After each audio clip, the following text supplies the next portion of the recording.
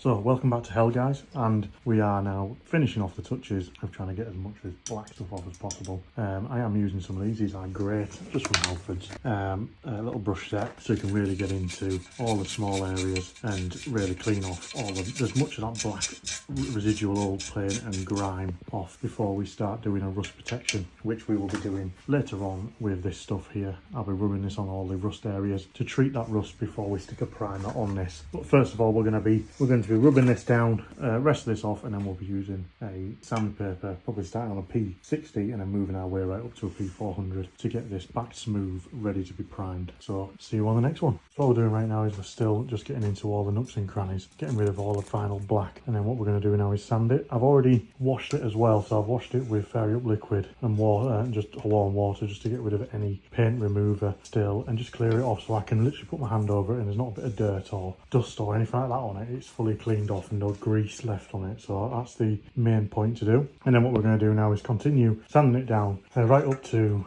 a 400 to get it smooth, and then we will continue to remove the black, and then I will then put the rust protector on it, which we're just going to paint on all the areas, and then we're going to prime it. So welcome back when it's primed. So the bike's looking a bit blue at the minute, and that is the rust protection on there. We've put the second coat on now, and I'm going to put a third coat on in a second once this is dried. Normally takes about 15 minutes to dry, and then we'll apply another coat to really protect this, and then we'll be spraying.